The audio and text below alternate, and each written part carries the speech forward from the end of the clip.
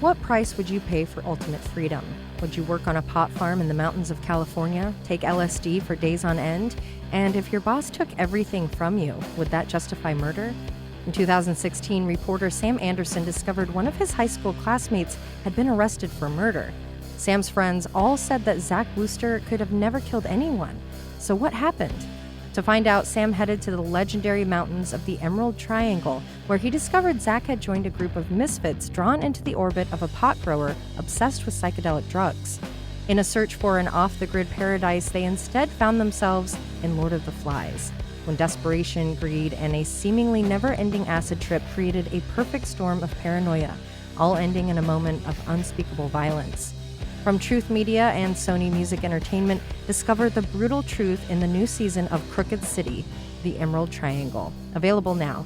Subscribe on Apple Podcasts to binge all episodes or listen weekly wherever you get your podcasts.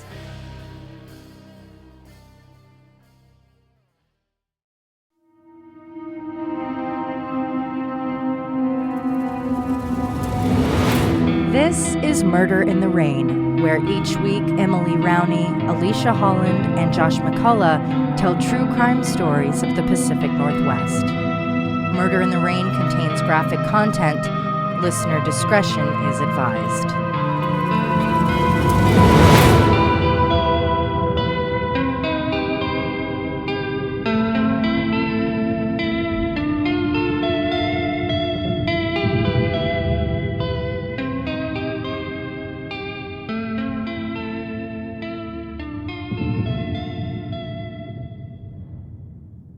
Last week, I told you about the disappearance and subsequent discovery of Mandy Stavik.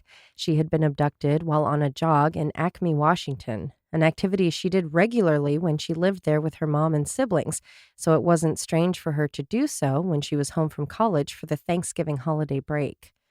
When her body was recovered from the waters of the Noonsack River, it was clear she had been left delirious, if not unconscious, due to a blow to the head before being placed face down in the water, where she then drowned. As tenacious as the investigation was, there were no leads, and Mandy's case went cold. The only evidence they had that would have brought the case to a close was semen that had been recovered from Mandy's body from her being raped. Suspects and potential suspects were tested against the sample, but they were cleared. Now, did they officially say she was raped? Or were they still questioning whether it could have been consensual sex?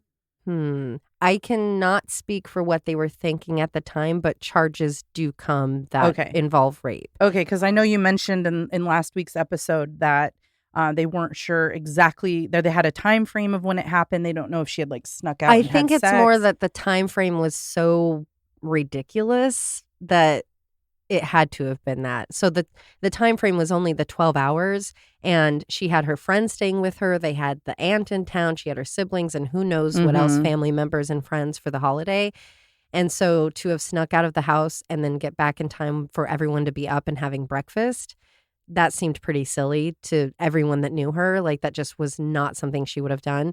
And then after that, she had a very small window of time as well. Okay. So, but they didn't say in her autopsy results that there weren't damages to her not body. that they saw, but because of the semen and the time, it was everyone came to that conclusion. Okay. Yeah. That's when someone on the team recalled the case of Don and Linda and how DNA was used to catch their killer thanks to a systematic DNA sweep of sorts. So Acme police figured if it worked then, it should work for them, or at least that's what they hoped.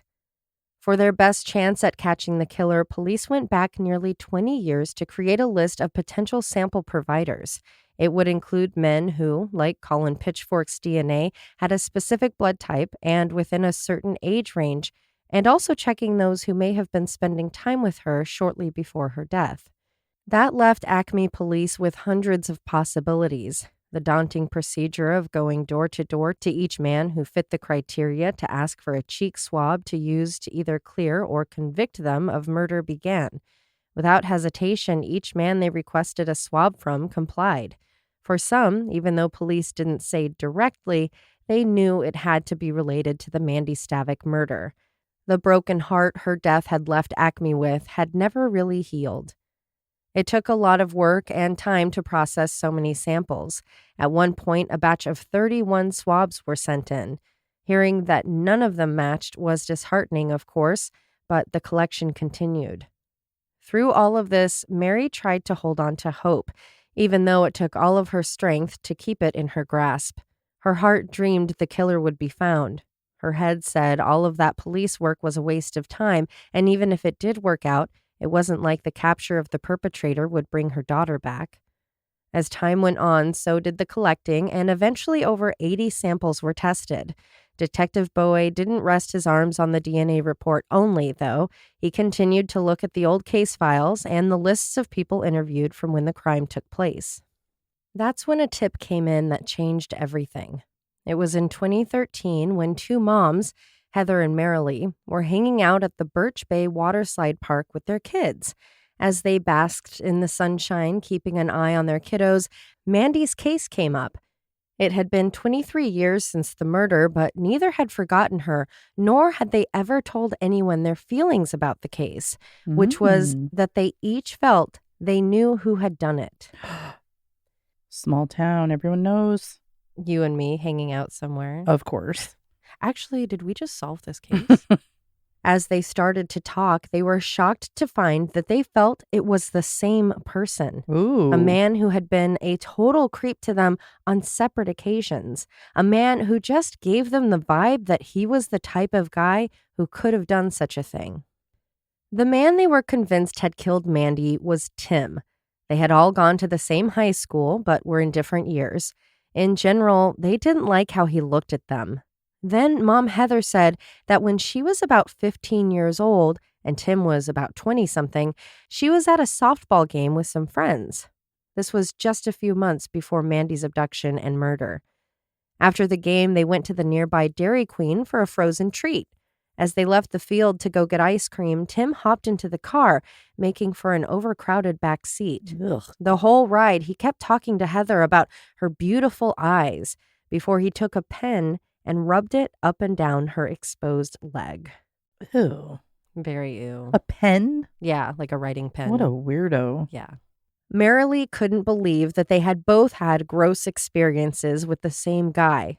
So she shared that in July of 1991, she was home alone with her son sleeping in the back bedroom.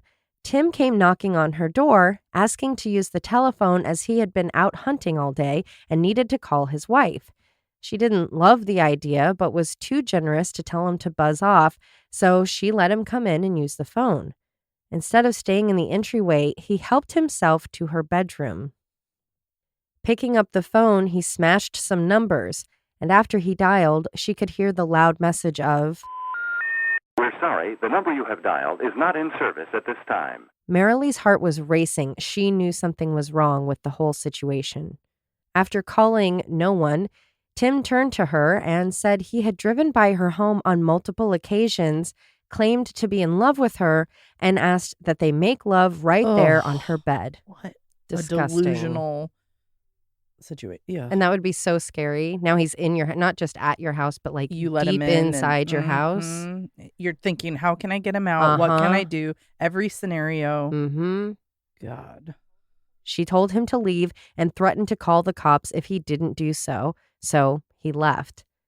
The girls realized, especially Marilee, how close she had come to being in real danger, and even though it had been decades since Mandy's death, maybe their tip would help. So they called in and reported that they felt Tim Bass was a murderer. Detective Bowie, who was assigned the case in 2009, received the tip and went through the list of interviewees looking for information about Tim Bass. Who was this man and possible killer? Tim Bass was actually Tom's brother, one of the boys Mandy and her friend had made plans to hang out with the night of her murder. Bowie was surprised to find that Tom had been spoken to, but not the rest of the Bass boys. Really? Doesn't that seem odd since there was a friendship there? Doesn't it seem even more strange that the Bass house was on the jogging route Mandy always used? They were one of the 10 houses on the 2.5-mile stretch of road. So, of course, you're wondering, what was the very reasonable explanation as to why Tim wasn't questioned back in 1989? That was because police didn't want to bother the well-to-do, well-liked, and well-known Bass family. It would be uncouth to have their family questioned. Pause for Emily's annoyed reaction. Oh, you knew. Are you kidding me? Like, first of all, you're willing to sweep the entire town for their semen, but you weren't willing to talk to males in the ripe old age of... Yeah. It's like you don't have to take that extreme measure 25 years later if you had done the basic thing. Which is interview the people that lived closest to her Every jogging single route. person on that road. That's shocking. But not shocking because in a small town, money is everything and whoever has the money is in charge. Well, and it does have an effect. Like, not necessarily money, but okay, maybe the dad has some pull or he's a well-known business guy. Like, I don't know anything about the newspaper, dad. like Josh's case we did a few weeks back. Yeah. If they're in charge of the newspaper, you know. Or like, I'm not going to vote for the sheriff, or I'm not going to, you embarrassed us, I'm mad at the mayor. Like, who knows? There's not information about the dad being like that or anything. But yeah, in a small town, or just like, oh, I'm not going to bother the Bass boys. They're good kids. And it's not like it was a robbery or like someone got beat up. Like this was a murder. Yeah. That's someone's life. And as big as the scope of the crime scene is with her being picked up and then taken the 6 miles and then she went upriver 5 miles. So that does make for a big area, but it's pretty obvious from the tracking and everything. She was abducted on that road. If you know she's from that exact road, how do you not question everyone just to see what they saw? Yeah. Did you see a vehicle? Did you see a person? Did you see her go by? Yep. What time was that? No, we don't want them to look That's like they're really naughty. Frustrating. Isn't it, though?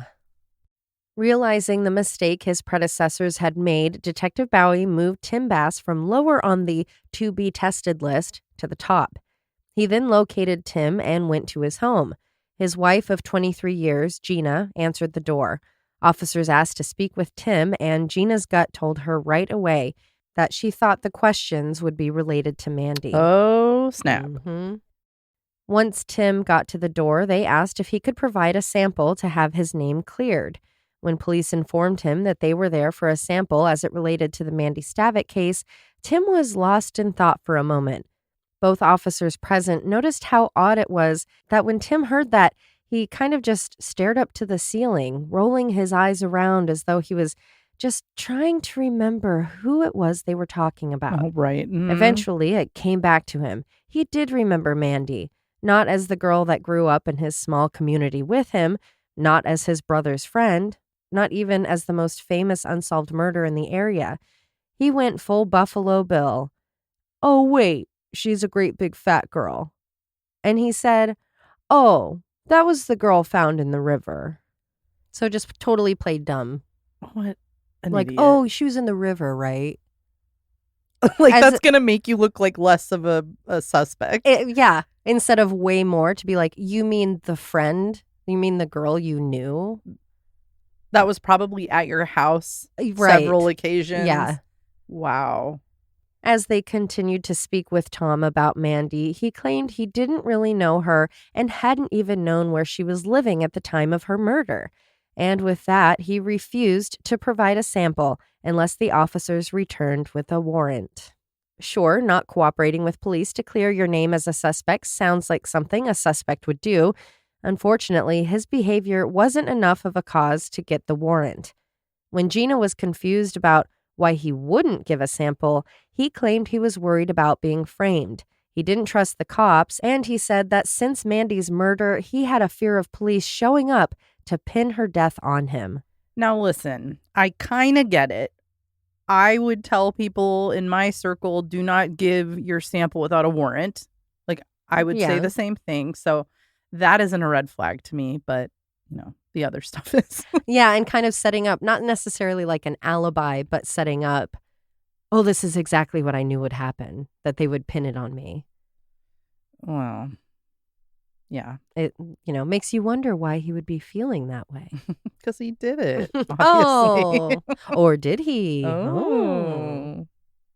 In February 2015, police once again talked to him about his possible involvement in Mandy's murder. Again, they didn't have a lot to work with, but had hoped the pressure would lead to some cracks. Unbeknownst to investigators, their second interview had really shaken Tim. Scared, he talked to his brother about the police. As they spoke, it was clear Tim was feeling anxious. Tom asked him why he would be scared about the police talking to him, and that's when Tim dropped a bombshell. What? He, the weird kid that had made everyone nervous as a teen and didn't really have many friends, had been having a clandestine affair with Mandy, and he was scared that the DNA could have matched from when they had had sex during her visit back home. Oh dear, that is valid. Tom found that pretty hard to believe, not just because he wouldn't believe his brother, but no one in Acme, heck, no one in Washington would have believed that Mandy, the beautiful, bubbly blonde 80s babe, would have anything to do with Tim. I mean, we all have those people in our life, I think, at one point. I mean, a crush I've had the longest is Steve Buscemi, so we get it. Here's the thing. She's not here to defend herself. We don't, there are people who have had secret relationships. It's true. And their friends don't know about it. Did she have a diary? I don't know. It's true. And that's hard. I mean, she can't speak for herself. It's true. And he probably did do it, but hey, he's trying any argument he can. Exactly. And we're not talking about a league difference. We're talking about different sports. And it's not just about looks. They were very different people socially. If you haven't seen his picture on our episode blog, it's like if John Oliver was an incel and he claimed to be having a relationship with peak 80s Melanie Griffith. Not only was the relationship claim hard to take seriously, but Tom knew that if Mandy had even hung out with, let alone slept with his brother, the whole town would have known. There was no way that he was not going to brag about that. That's a good point. When asked how Tim was able to make that happen, he told Tom, "Oh, I just went up to her and said, 'Oh, you're keeping fit,' and that was it." Tim went on to say the affair had been going on since the spring before she left for college and through the summer. In all, there had only been a couple of sexual encounters. Another reason their love had to stay a secret was because Mandy was on and off with Rick, and Tim was dating his future wife, Gina. They had started dating while she was a junior and he was 21 years old. They had made plans to get married and were looking for a wedding date in the summer of '89, just a few weeks after Gina was set to graduate high school. Instead, Tim was suddenly in a rush to be wed in January of 1990, just 6 weeks after Mandy was killed. And I think there's a weird, like a responsibility of trust that is put onto women, where it's like if a woman is with someone, then she's putting her stamp on him of being he's safe okay. or He's a good guy or what. And it's like, well, you don't know what goes on behind closed doors, and you don't know what he's doing that he's hiding from her. Yep. And so I've never really thought about that it's another responsibility put on women, like, oh, you should have known he was a killer. And let's think about all the serial killers. They weren't all just like single guys. Yeah, there were a few, but a lot of them had a sham of a life. Yeah. BTK is one that comes to mind. Yeah, church guy and all that. Yeah, it's just Robert Lee Yates. Mm-hmm. Like they masked themselves to look normal. Yeah. And so it's like, pushing up your wedding by 6 months. So it's like, oh, how could I have killed her? I'm a happily married man now. Like as if marriage suddenly makes you like a safer person or something. Then Tom's gut sank. Besides hearing his brother, as far as he could tell, lie about a relationship, Tim had a favor to ask. He hoped that if the police came to talk to Tom again about Mandy, that he would lie and say that he had also slept with her back in the day. Tom wanted Mandy to be painted as the girl that got around. What a dick. Now, I appreciated your open-mindedness before that could have happened. Hey, I didn't see his picture at that moment. Oh, hey, it's not about the looks. Kidding. You were approaching the case with an open mind. I'm trying to be, because I feel like, yes, the likely scenario is he's lying. There is probably someone out there where it was true. Right. I'm sure that has, and that's the thing, talking about doing DNA sweeps. You end up with people that have maybe had sex with someone consensually, totally separate from the situation, and then going home, something happens. Yeah, but this move, what? But when you ask your brother to be like, "Hey, will you tell him that she and that's was a his slut?" friend. That was his friend. He was one of the 3 guys that went to Mary's house as soon as he heard. What a piece of shit. Yeah. A few days after the second interaction with police, Tim and Gina went to talk to Tim's mother, Sandra. Tim had a favor to ask of her as well. This was a much bigger ask than that of his brothers. He wanted his mother to put the blame for Mandy's murder on his by then deceased father. Who is this guy? Have you ever heard of that? That's disgusting. Yeah. Well, he's dead now, so it would work out for everybody. You're going to ruin how people see your father? Mm-hmm. Oh, my God. Which I don't know what he was even thinking with that, because if he's worried about the semen and the DNA, I guess he was hoping for like only a partial match. Well, and I he was could have gonna said say, like, oh, maybe it was my dad, though. The cheaper, quicker way is just to determine the paternity, like the male. Yeah. Remember, we talked about that in the Mhm. Starbuck case. Yeah. And so that could have flown if they didn't do deep testing and went to trial. He could point the fingers at another male in his household. Yeah. But wow. That is horrible. What a terrible person. Mm-hmm. As if we didn't know that already. But Right. still. Extra terrible. Surprised and upset, Sandra simply put her hands to her face and told him no.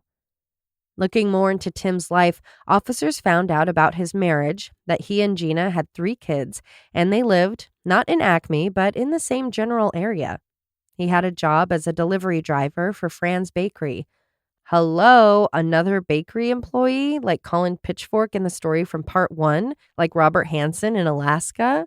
Not judging bakers, but like, what is up with that? Is it the weird hours? It's that weird time they keep you.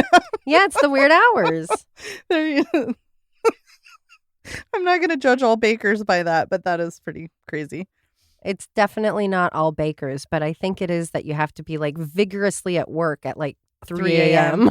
Well, you do see that list of like serial killers, star chart or whatever. Like they're all Libras. Oh, and right. Pisces. Right. And jobs, it's like truck driver, bakery guy. Oh, boy. Going to police headquarters, police asked Kim Wagner, the manager of the location, if they could get route information for the employees and to do a touch DNA test in the trucks as part of an investigation. She said, because she totally rules, basically that's above my pay grade, and no. The police were connected to the Fran's corporate offices, where their request for routes and testing were denied. And without enough probable cause, they weren't given a warrant. So they weren't all the way back to square one, but they were back to like square 2. But they could get his DNA off a cup or something. Doesn't that sound simple? It would be another 2 years before detectives tried to get more information from Fran's. Oof. Talking to Kim again, she had realized since their last visit that they must have been talking about Mandy's case. This came to her when talking to a friend about the police coming by her work and how she always had the hunch that they had been there because of Mandy. When a friend mentioned that Tim, Kim's now employee, had lived on Mandy's road, she knew he was the suspect. Girl. Bowie confirmed with Kim that he was in fact working on that case, and he was hoping he could just get general information about Tim's routes. Knowing what the info was going to be used for, Kim provided it. Shortly after, police set up a surveillance team to follow Tim around town. They weren't following him around in hopes of catching him committing a crime. They were specifically following him to get a sample of DNA. Day after day, they followed him, but he never threw anything in the trash. Did he know they were following him? Because if he was being careful, he doesn't seem like he'd be that smart, but maybe he was. Maybe. Even checking his truck at the end of the day, he didn't leave trash in the trash can. He was literally taking his garbage home with him. So he just has a pile of garbage in his house? Like, Well- someday it'll be safe to take it out. Hopefully he puts them in his dumpster, but Yeah, but they could go in who there. knows? Yeah, he just stands next to it when it's at the curb. He's like, I'm not putting it out to the curb yet. I'll tell you just how the police did gather that DNA right after this short break.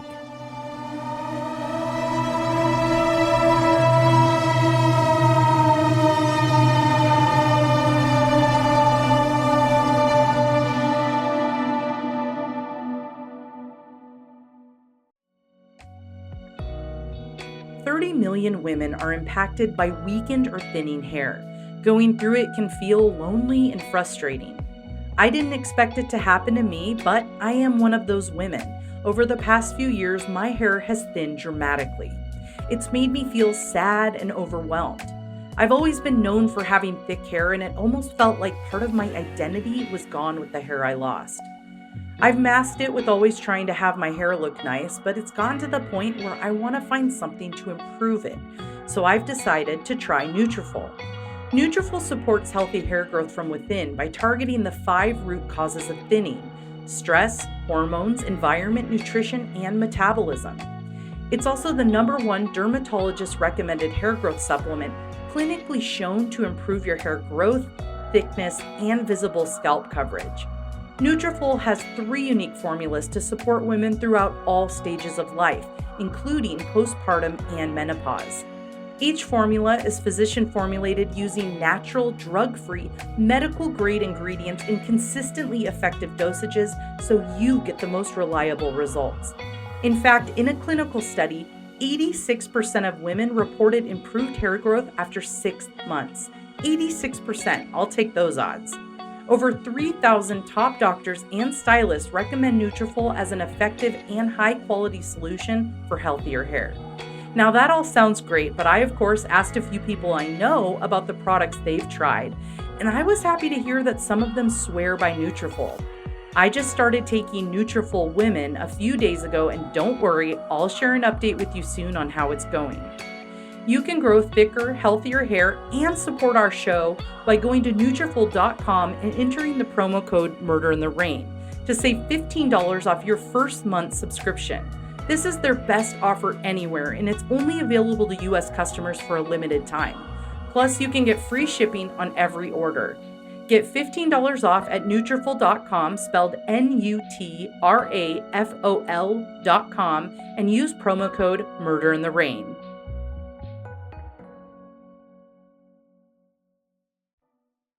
Now, it just so happens police can't ask a citizen to collect evidence for them. It's illegal. But if someone happens to come across evidence and they turn it in, well, there's no harm in that. So that was when Kim decided she needed to take matters into her own hands. Tim was a driver, but he still needed to use the offices. So Kim set them up to be as clean as a crime scene. She kept gloves in her desk, didn't use the trash cans, and she left them prepped with clean, unused bags. But Tim was savvy, to an extent. He didn't throw things away. That is, until the day he did. It was a cup and a water bottle. Kim couldn't believe her luck. Trying to not look excited at his disposal or react too quickly, she waited until the coast was clear, threw on some gloves, grabbed the items, and threw them in her desk. She then turned them over to detectives who sent them in for testing. It had been nearly 30 years since Mandy was killed and the semen was left behind. Testing the DNA from Tim's cup, it was found to be a match. It didn't seem surprising or upsetting to Tim that he was being arrested. Read his rights, he didn't ask for a lawyer. He was happy to speak with police. Without any emotion, he flat out denied having anything to do with it. He didn't know her. He didn't touch her. He never kissed her. Certainly didn't hurt her. Well, so that goes against his idea of telling them he was having a consensual sexual relationship. Well, that with was her. only to his brother. Okay. That was Perhaps only put in him a clip asking his brother, here saying, hey, I had sex with her, and if there's DNA, right, but it's now gonna he be mine. can't use that as an excuse in court. Otherwise, it makes him look like he's flip-flopping. Doesn't it, though? As detectives countered his lies with, but we have your DNA, he became much more focused on how they got it than anything else. His response had an almost, but I was so careful tone. Frustrated at the whole ordeal, he asked if the cops got his DNA sneakily, as though he knew trash could lead to a match. When it was confirmed the DNA had been taken from a cup he had used, Tim's entire story changed. There was something he had been wanting to tell the police Here for we quite go. some time, but he had been scared to do it as he felt it could look bad and he could be viewed as a suspect. Just as he had done with his brother, he claimed he and Mandy had had sex that week, that they had met back in the spring when Tim and his dad were out riding bikes and crossed her path as she was jogging. She joined alongside them, and that was that. She left for school. Their romance, or whatever it had been, ended. As for any proof of the relationship, there wasn't a shred of it. They had never called each other. They had never written each other letters. They just had an open plan for her to meet up with him when she came back to town. When asked what the two would be doing when they were hanging out, Tim played down the sexual component. Sure, we went there a couple of times, but they were more like booty calls. Their relationship was much more about building a friendship and talking. That sounds nice and all, but when police pushed for more, well, actually, when they pushed for basic information, Tim couldn't provide it. If all you guys did was talk, then where did she go to college? What was she going to school for? What were her goals, her dreams, plans for the future? He couldn't answer any of them. He couldn't even give a decent answer when the police asked him, if not those things, what did you talk about? When asked if anyone besides he and Mandy had known of the relationship, Tim claimed to have talked to his dad about it. Except, darn it, his dad was dead and he couldn't be questioned. It would be interesting to find out more about that relationship and that dynamic. With the father? Yeah. And why he's so keen to throw him under the bus. Yeah. Maybe he just wasn't the favorite of the brothers. Yeah. His wife, Gina, also being interviewed, stuck by his side, not out of loyalty, but from fear. She thought she could clear everything up. On the day in question, all those years ago, she was doing what she normally did. She was going to Tim's house after school. As she was going, she even passed Mandy on the road. And when she got there, Tim was sitting on the couch waiting for her like always. Neither of them left the house until she went home that night. Tim was arrested on December 12, 2017, which just so happened to be Mary Stavik's 81st birthday. Detectives were elated to be giving her that gift, telling her they caught him. Mary had actually lost so much hope, she was confused at first and needed clarification as to who the him was they were referencing. They told her, the him is the man who killed your daughter. With the DNA evidence, along with the stories of Tim's behavior and his proximity to the crime, it seemed like the only next logical step would be for Tim to plead guilty, which of course he didn't. Because he's a narcissist. Mm-hmm. Going to trial, it was formerly retired Special Prosecutor David McGarren who took the case for the state. He had been working for the county back when Mandy was killed. The case stayed with him through the years as it had been the one that took Acme's innocence, saying, quote, I've never seen a case that had an impact like this one did. People felt that they didn't have a sense of safety. It was the realization that we're not all safe and that there was a monster who was really living among us. The 73-year-old was happy to be back in the courtroom and couldn't wait to put Mandy's killer behind bars. It was 28 years after Mandy was taken when Tim's trial began. For the prosecution, they felt all the evidence pointed to Tim. He had lived on the same street. He had seen her run by hundreds of times. She was friends with his brother. His semen, which matched his DNA, was inside of her. Painting a picture of the events that transpired, the prosecution explained how Mandy had gone on her 5-mile run. A quarter-mile from home, where the road takes a bend, there's a small wooded area, the perfect place for someone to wait for a jogger to pass by, which is what they claimed Tim had done. When Mandy was close enough, he grabbed her into the woods and took her into a vehicle. Driving 6 miles south, he then raped Mandy, but she was able to escape and made a run for it through the blackberry bushes, caring not about her lack of clothes or the thorns ripping at her skin. At some point, though, even if he had to drive, Tim caught up with her. Striking her head, he tried to hide all of the evidence of his wrongdoing by putting her in the river.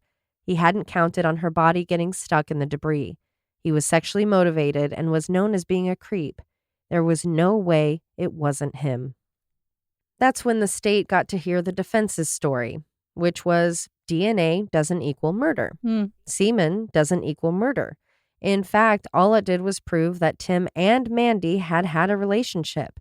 He doesn't know what happened to her after they met up, but it hadn't been his fault. The witness stand stayed busy, mostly with people speaking against Tim. First, there was Mary, the mother of the victim. At 82 years old now, she recounted hearing the news that Mandy's body had been discovered. She was one of the first of many witnesses to say they never, at any point, saw Mandy and Tim together in a social way. In fact, there were 0 witnesses that claimed to have ever seen the two even interact with each other. Even Tim's own brother, Tom, took the stand in support of the prosecution. He told the jury the story of the police interactions, spurring his brother's desperate lies and attempts to get Tom to lie on his behalf. Another lie he tried to formulate was to have his mom say that she was out Christmas shopping with Tim during the time in question. Tom said Tim was panicking and said, "The cops are lying. Everyone's out to get me. I need a strong alibi or I'm going to prison. Mom, maybe you can say we were Christmas shopping." Wow. That is awesome that he told Mhm. everyone what his brother was really like. But Yeah, that he that's- was willing to take the stand against him. that's hard, but good And for him. I think that also speaks kind of to Tim's vibe, like Yeah. that he rubbed literally everyone, including his own brother, the wrong way. Mm-hmm.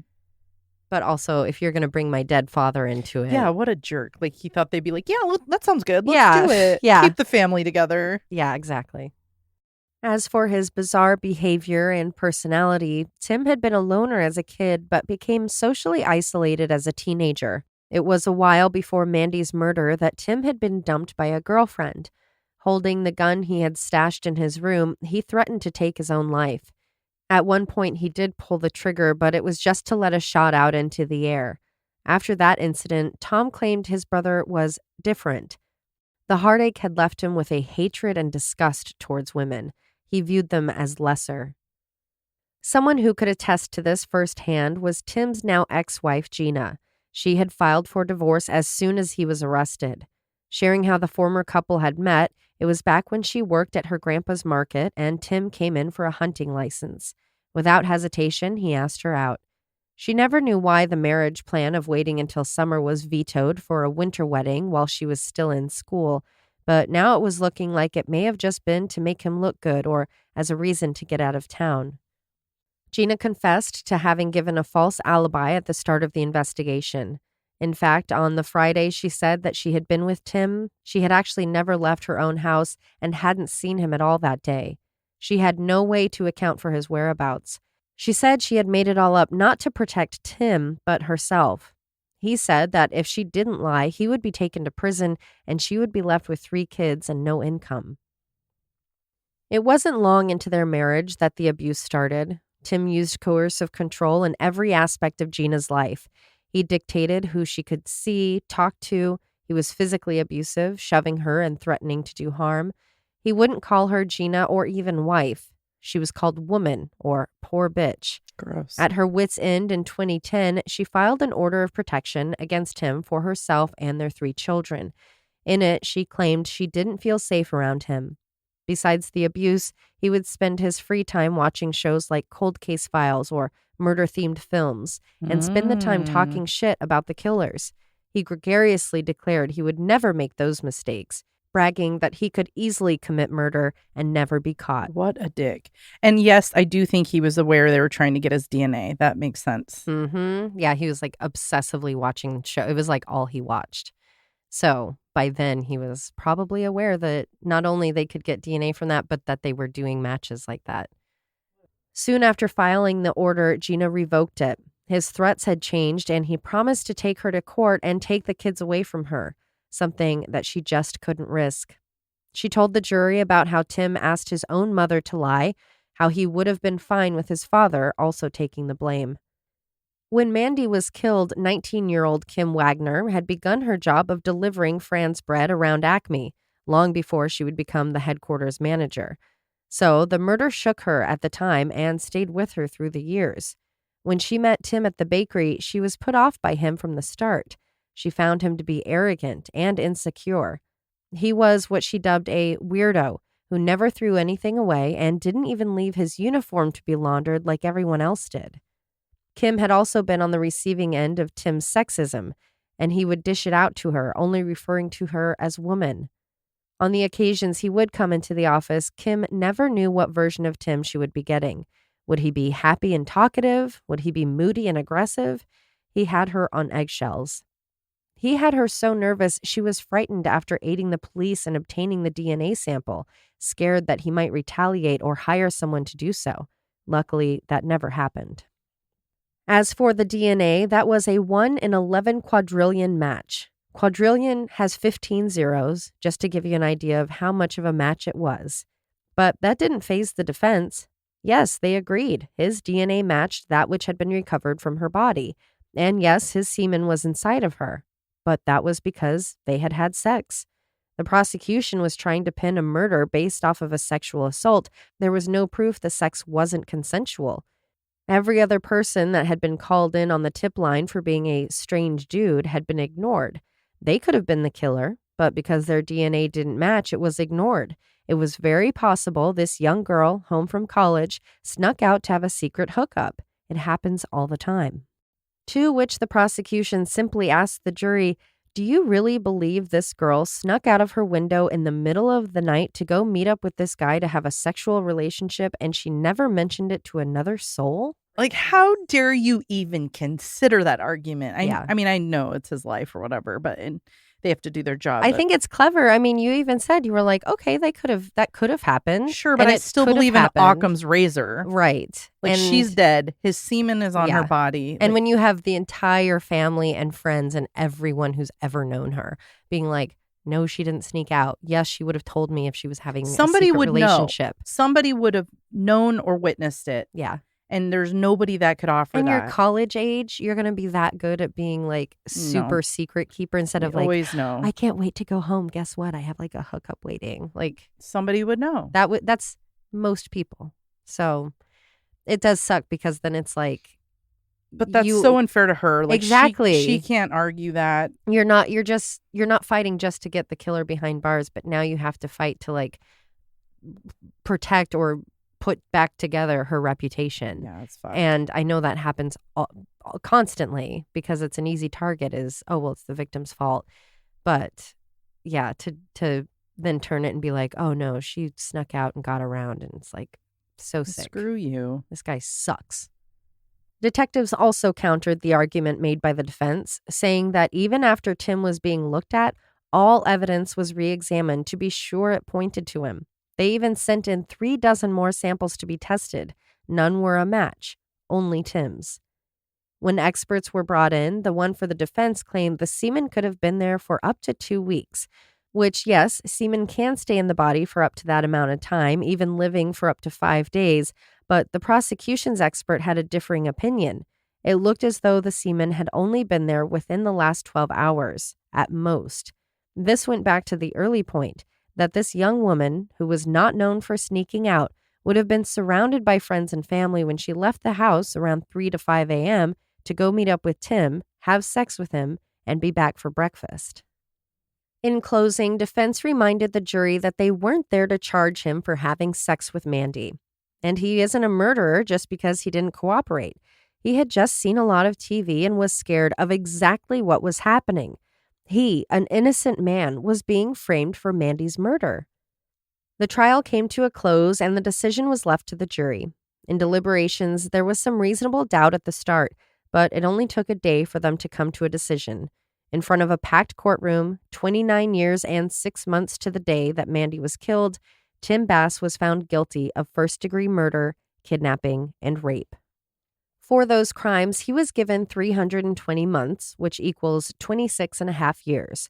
Now, that is a lot of years, and if he isn't paroled, which he'll be eligible for in 2039, he will probably die in prison. And in all fairness, because there wasn't a proof of premeditation, the judge couldn't give him life. Gina, Tim's ex-wife, felt like she had been in prison for 30 years being married to him, and now it was his turn.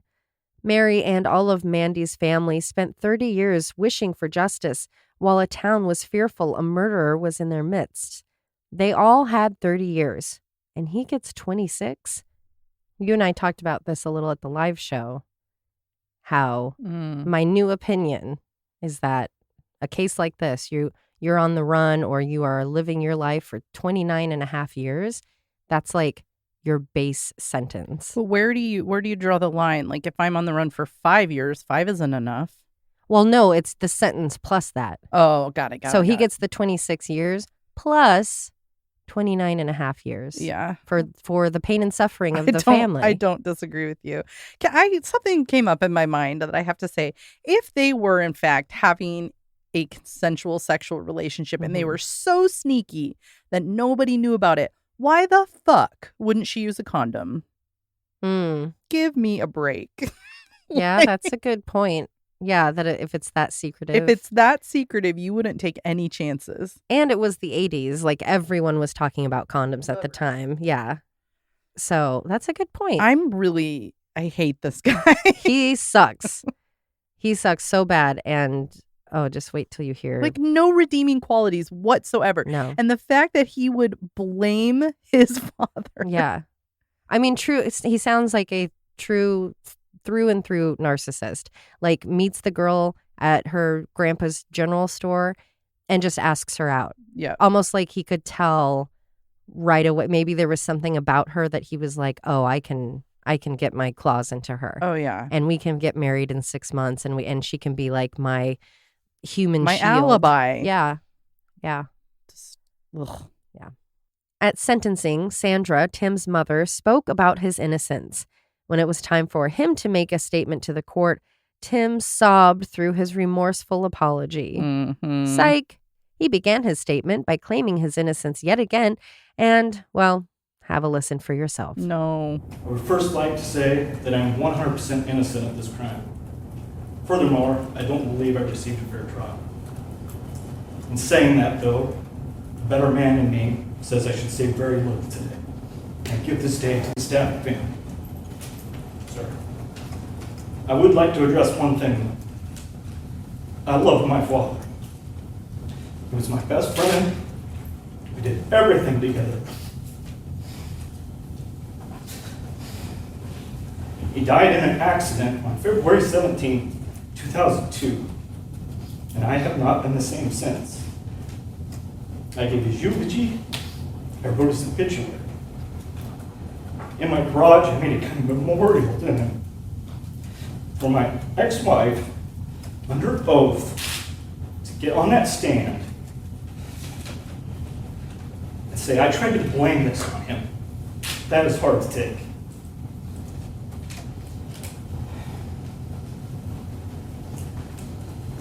I have never been arrested before. I've never been unemployed. I don't do drugs. I don't drink.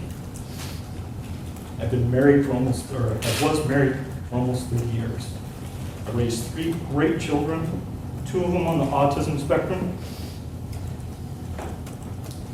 While this investigation was going on, I actually delivered to this jail twice a week until 2016 when there was route changes.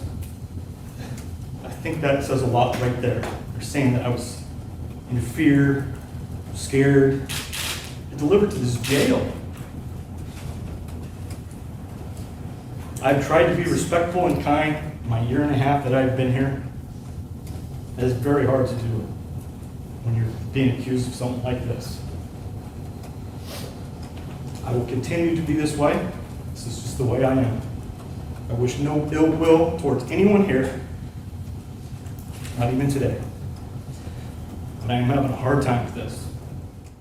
Gina and her children have moved on as best they can. Remember, this was recent. He was sentenced just 3 years ago. But she knows he's guilty and she's happy he's behind bars. Tom was sad he had to take the stand against his brother, but he knew it was the right thing to do. As for Heather and Marilee, the women who had close encounters with Tim, Tom feels that they easily could have also become victims. It was because of those women speaking up that a killer was brought to justice.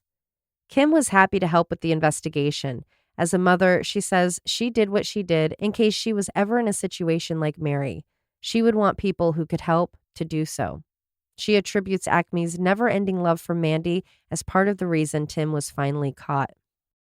Mary Stavik, as best I can tell, is still alive and living in Washington. After living what she thought was a parent's worst nightmare with the loss of her son Brent, it's unfathomable that she had to live through it again with Mandy.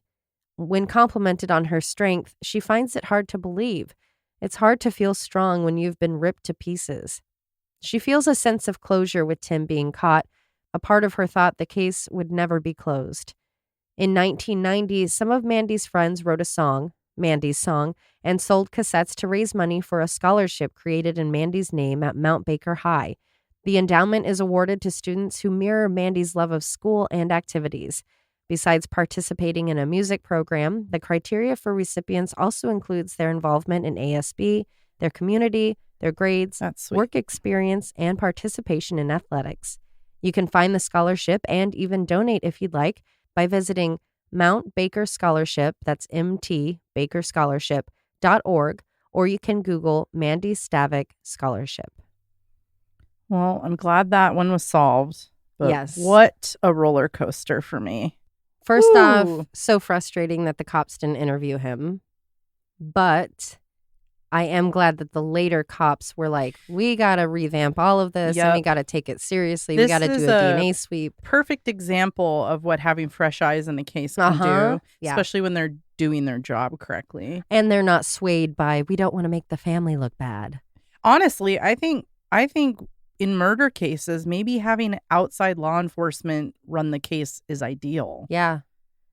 Something. Or get a group of armchair detectives that just Like we've talked have an about office. policing the police, and maybe that would make sense, like having a non-affiliated party. It really would, because you can't hold a trial somewhere if they're like, oh, this isn't fair because everyone in town knows them. Right. So why would could it be the cops? Mhm. If the cops like, I had dinner at Jerry's house last night, I can't go interview him And about a murder. I'm not to say that every police system is flawed or whatever, but we constantly talk More about often this. than not.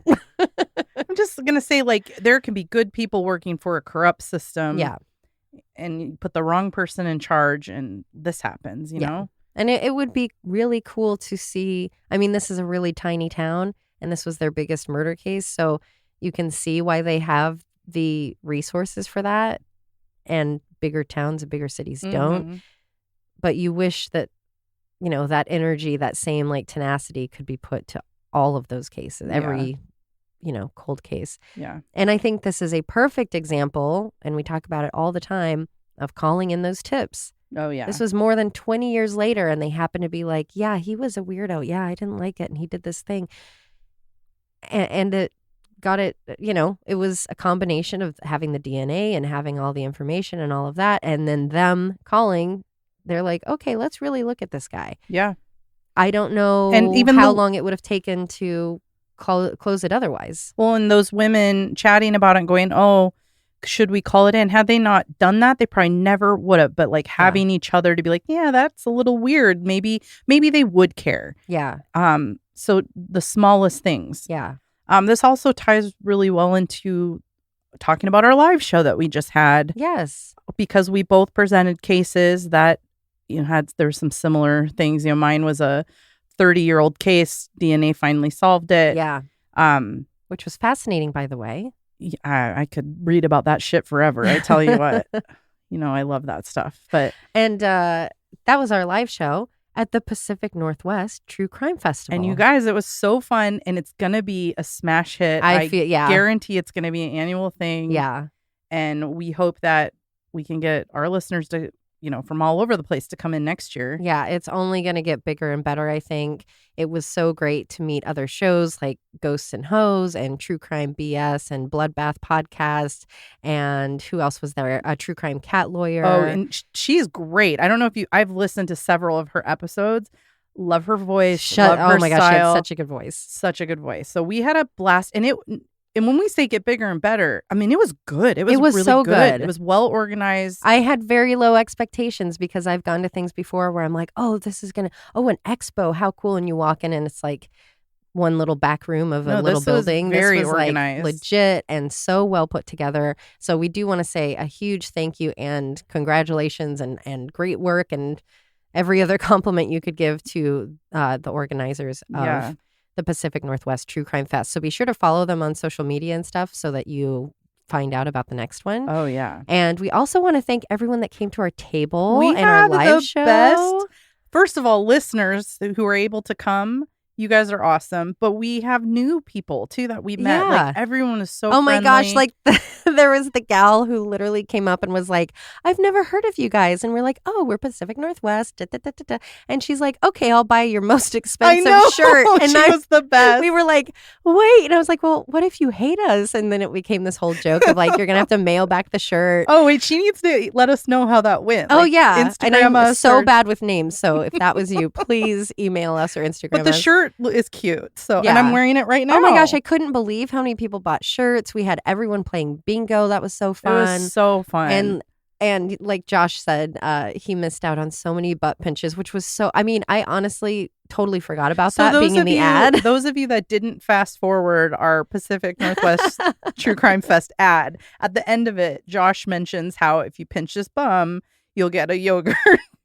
And so many people were disappointed to come to our table and find out there was no Josh bum and there was no yogurt. Yeah, so we so promise next year. He's going to be doing some squats so he can handle all the pinching.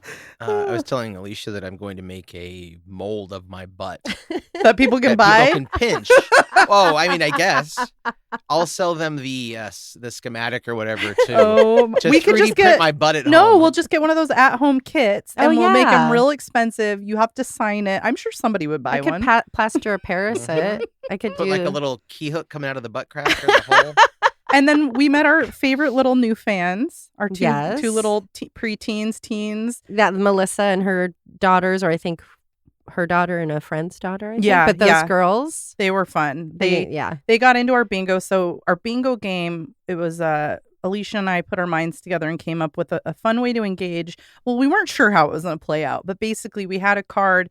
It had all the podcasts that were doing a live show, or was it all vendors? It was everybody. It was vendors and podcasts. Vendors and podcasts, and you would take it with you and get them to sign it or punch a hole when you visited them and bring it back, and you would enter our raffle. But really the goal was to just get people interacting and talking, and it was a big hit. Yeah. And I think what was really cool was someone said that for some of the shows and some of the vendors, they were a little bit more quiet or not as outgoing. Right. And so it was a little bit harder to socialize with people, which I get. That was And it my was- first socializing in It's like been 3 a years. while. Yeah. I was like, hello, person. It came back very naturally Yeah. for us. But they were like, oh, it kind of led to engagement, even if you weren't buying from them or you weren't whatever. You're just like interacting with these cool people. And everyone was so cool. The energy was so great. I was so nervous people were going to be like hardcore about certain cases or like ask certain dates or something. And I'd be like, I don't know. And everyone was just awesome. It was just like, And there were a lot of Cool people who people. were somehow affiliated with the case, whether they, yeah. that there was one woman who, her friend's uncle, I believe, Mhm. was the person that they caught for Jody Loomis. So if you are Mm-hmm. on, if you follow our Patreon, I covered Jody Loomis's case in It's DNA Baby, and I did a live version of the other case, Melissa Lee. Yeah. So we didn't have enough time to be able to cover Jody Loomis as well. Maybe And I think maybe next year. I think she also knew the realtor involved in the Kevin Coe case, Josh's case. I think that was someone else. Oh, okay. Well, there was someone who was like, "Oh, I knew that guy." There was were my so many friends," and people you're just there. like, "What?" But then you realize this community is built of people that there was something in their life that got them interested Mhm. in true crime, whether it was a book or an actual thing. Oh that yeah, I happened. had a gal come up to the table and she just like pulled up a seat next to me and we just talked for like an hour. It was awesome. And she is Oh, a yeah, I'm- survivor and has been through the ringer of life, but she was awesome. She Her was energy was so wonderful. cool. She's like, you just got to keep going. You got to keep moving. So, yeah, it was just a really fun experience. So and you such have a cool to group. come next year. I do have a couple names only because I cheated off of Instagram and people that tagged us because I'm so bad with the You names. didn't pull out It's your not wad that I of don't care. I can business cards? I can remember like people's hair color. Like that one gal had that really cool haircut, and the other girl had like red hair. But I can't do names. But I know that we had like Julie and Zoe. Julie was one of our winners of tickets, and her daughter was there. That was so fun. We got to meet Annie and Tina, like you said, Melissa and her girls, Andrea, and all the girls from Montana who Hell just yeah. couldn't wait to talk to Greg Olson. They know who they are. They were very sad about Josh's butt being absent. Justine and Billy, who you can find on Instagram at Justine_hates you and Billy will stab you, because Justine does unbelievable tattoos. I'm probably going to have to go to Idaho to go get one. And Billy does ear curation, which Emily is into right Oh, now. So yeah. maybe she'll be doing that. So, but yeah, and all the vendors and all the shows, everybody was just really great. So Yeah. check it out. check and it out. we hope to see all of those people and more at next year's event. Oh, definitely. And we'll be doing another live show. That was too fun. Yeah. And we'll be putting our live show on Patreon soon. Yes. Yeah, I believe so. Yeah, Once so- we get it. There you go. Bye. Josh, anything? Goodbye from Beef. Hey, quick question, because I want to make sure. I think those girls were actually from Klamath Falls or somewhere south. I don't think they were from Montana. No, the group of like 5 girls. Yeah, I think they were a book club from Southern Oregon. Oh, the one gal said that they had driven from Montana. Okay. Well, heck. I don't think it's Montana. Yeah, I think they came from Southern Oregon. Oh. Well, if those girls came from Southern Oregon also, whoever you were and wherever you came from, we loved you and it was amazing. And we do remember you, even if I can't remember names.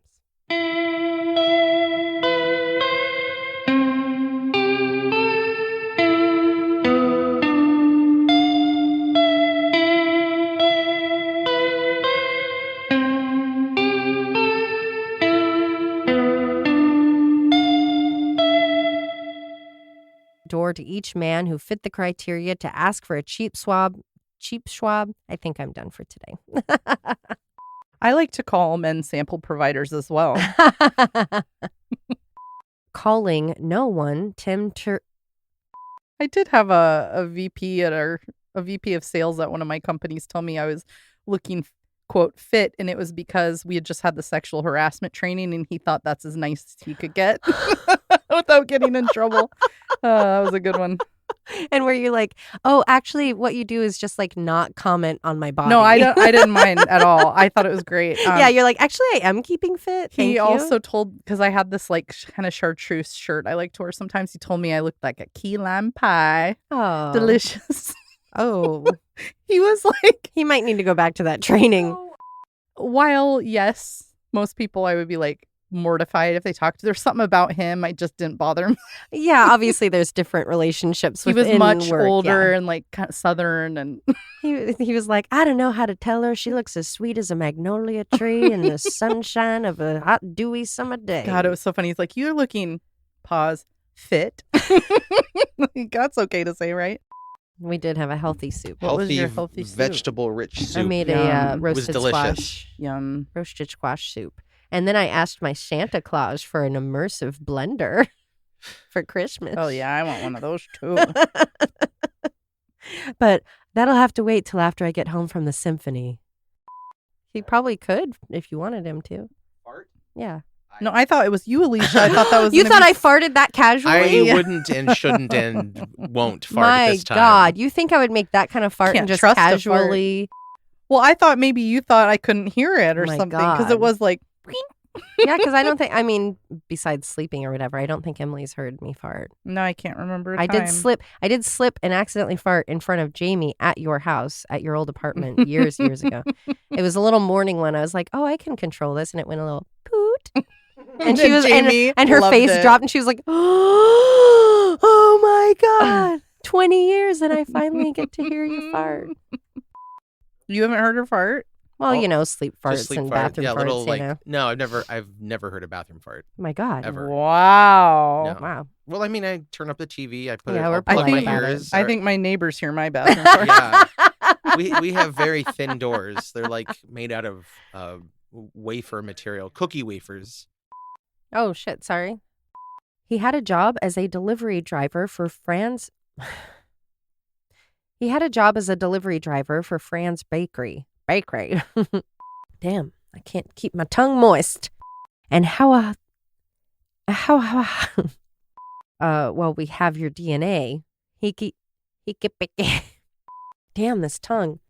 Side note, Tim and Tom. I mean, I mean, well, at first when you were talking about him, I thought you were referencing the guy from Yeah. the first half of the Yeah. story. no. Brothers. Times are different. I guess What was it? Timothy They were and born in Thomas. the Timothy late- and Thomas sounds better. Were they born in the late 60s, Yeah. early 70s? Yeah. So I guess the full names do work better, but then you just have Tim Tom. And you know they got mixed up constantly. Rubbers. Murder in the Rain is a Cascade Media production, written and hosted by Emily Rowney, Alisha Holland, and Josh McCullough, edited by Josh McCullough. You can always contact us at murderintherain@gmail.com or through our website, murderintherain.com. If you just can't get enough of Murder in the Rain, for as little as $5 a month, you'll have exclusive access to bonus episodes at patreon.com. You can find us on all of the socials, and for more true crime, follow at @M_Murder in the Rain on TikTok, and you can also listen to Alisha and Josh on their other show, Always Be My Sisters. And suck my balls.